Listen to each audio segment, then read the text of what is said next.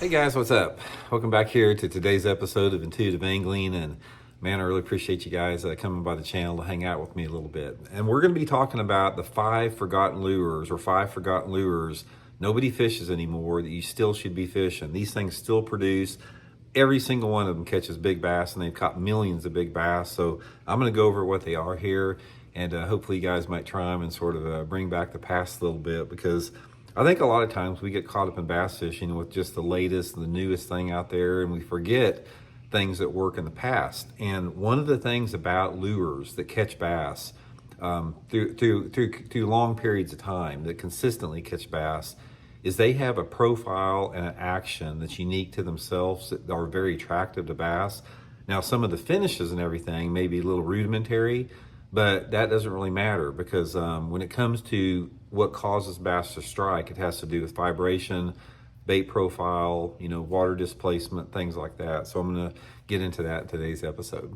Also, guys, real quick invitation. We are about probably, I think, 1,700 subscribers short of 150,000 here on Intuitive Angling. If you guys want to support the channel, that's a good way to do it, free and easy. Hit that subscribe button. Right now, we've only got like 30% of the people that watch the videos are actually subscribed, so that'd be much appreciated. And also, guys, please check out my Fish of the Moment Lake Map breakdowns. I've got the summer breakdowns that I've created for Fish of the Moment up on the website. I'll link that in the description as well, so I really appreciate that. Okay, guys, let's get into the 5 here that I pulled out. These are sentimental favorites because I've caught tons of fish on every one of these. And like I said, I doubt if you fished any of them here, but you might want to try to get some after we get done talking. Also, guys, I'll put my Tackle Warehouse link in the description of this video. I don't think you can get all of them there, but you can probably get quite a few of them, so I'll check that out there.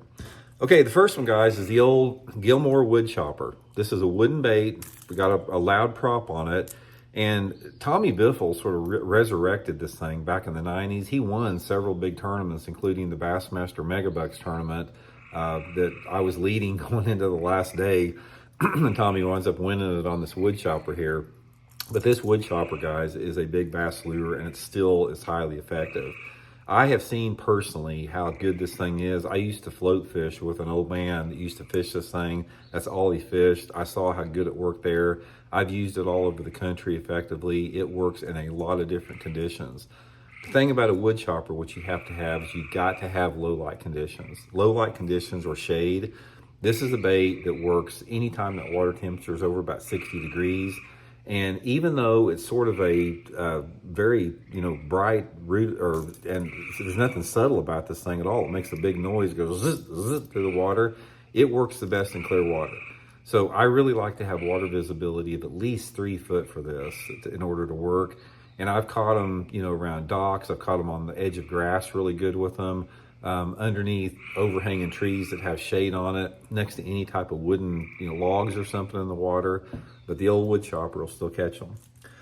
Okay, the next one, guys, is this is a Rebel Humpy. This is the Humpback Rebel here, and this is one of the first crankbaits that actually came out ever back in the 70s. This Humpback here, guys, I have hammered them on this thing down at Grand Lake in Oklahoma. I got a smaller one here too.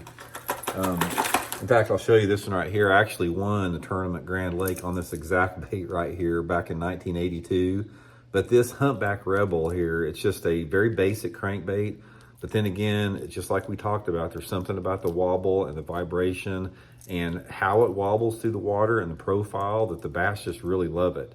The Humpback Rebel works really good. You can fish it around wood, crawls over limbs real good on rocky banks. Just a really good shallow water crankbait, Humpback Rebel there.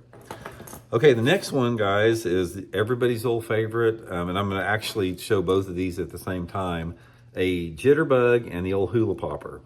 Guys, these things still catch bass just as good as anything else. In fact, the Jitterbug, I don't know if you guys know about this, but this was one of the secret lures, or is still one of the secret lures for big smallmouth up at Lake Champlain. There's a bunch of dudes up there that never talk about a jitterbug, but you can catch big smallmouth in clear water on a jitterbug. If you've seen it, it just goes to the water just like that. It looks like a frog coming across it. But the best success I've ever had on a jitterbug, aside from ponds, a jitterbug works great in farm ponds. but around flooded willow trees or bushes. I have caught so many bass on a jitterbug down at Grand Lake, throwing it just along the edge of willow trees and flooded bushes. I had a friend of mine, it was actually a friend of my mom and dad's, that had a place down at Grand Lake when I was a kid growing up. And he used to take me, anytime the water got flooded in the willow trees at Grand Lake, he'd take me out and throw this jitterbug around the willow trees. And he had an old Johnson spin cast reel, the one like Virgil Ward used to use, and he'd throw that jitterbug up underneath those willow trees and catch some big ones on that. And the same with the Hula popper. The Hula popper is basically just like a chugger. It's like a Megabass Pop Max or a Pop R. It's the original chugger. Still works just as good as the chugger. And the Hula popper, guys, is a great river bait. If you float rivers or wade creeks or something, try the Hula popper. It works really good under those conditions. And finally, guys, the best big bass lure that nobody fishes anymore, a lot of you guys that follow my channel, you've heard me talk about this, is the old Whopper Stopper Hellbender.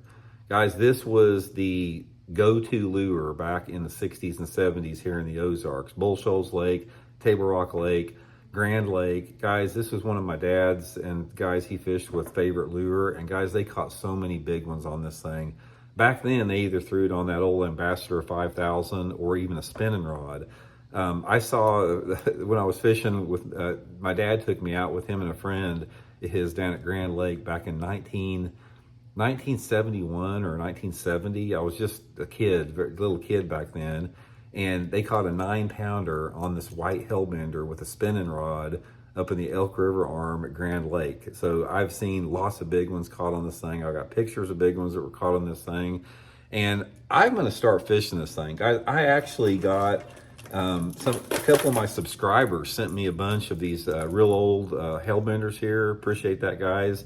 And I'm gonna go try them again. It's like, I saw so many big ones caught on this thing at Table Rock and Grand Lake that I just don't see why they wouldn't bite it still. So anyway, guys, that's just a few baits that nobody fishes anymore that definitely catch big ones. You might try it if you got a wild hair, something, that, just might want to experiment with a little bit, and hope it helps you guys catch some good ones, and we'll talk later.